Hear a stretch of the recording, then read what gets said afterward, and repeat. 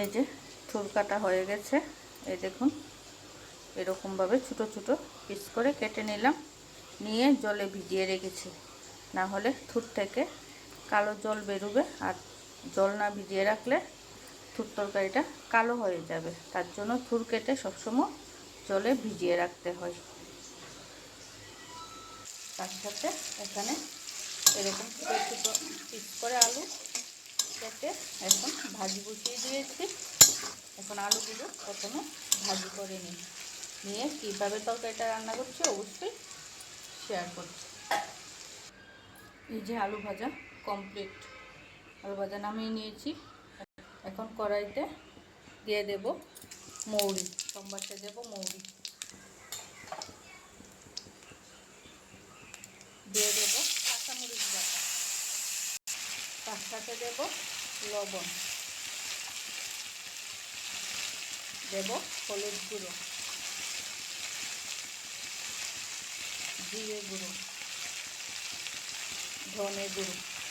আপনারা স্বাদ মতো যে যেরকম ঝাল খেতে পছন্দ করে সেই অনুসারে কাঁচামরিচ দেবেন। এই তরকারিটা কাঁচামরিচ দিয়ে রান্না করে খেতেই ভালো লাগবে, এটার মধ্যে লাল মরিচ দিলে ভালো লাগবে না। মরিচ ভাজা হয়ে গেছে, কি সুন্দর তেল ছেড়ে দিয়েছে দেখুন।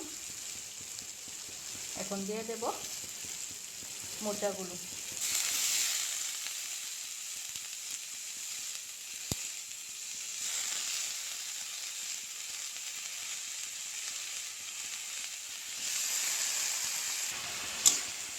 এখন ভালোভাবে নাড়াচাড়া করে ডালটা একটু লো ফ্লেমে রেখে কিছুক্ষণ অপেক্ষা করতে হবে, যাতে মোচাগুলো ভালোভাবে সিদ্ধ হয়ে যায়। এই যে এখন একটু ঢাকনা দিয়ে দেব।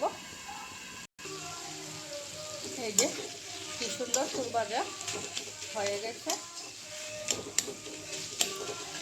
আর একটু হবে, মানে ভাজি হয়ে গেছে থুরটা। এখন দিয়ে দেব আলু ভাজিগুলো,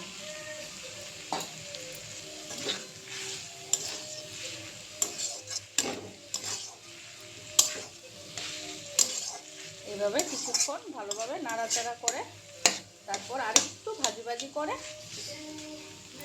নামিয়ে নেব। তার মধ্যে কী কী দিতে লাগবে অবশ্যই দেখাবো। এখন এই পর্যায়ে দিয়ে দেব গরম মশলার গুঁড়ো, আর দিয়ে দেব ঘি,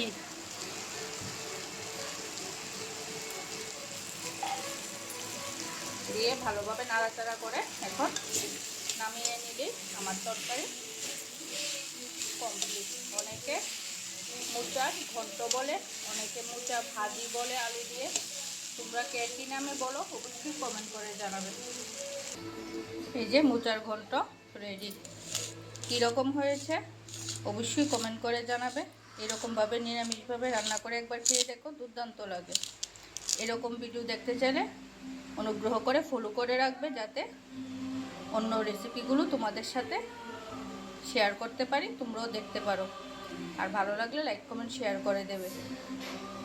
এই যে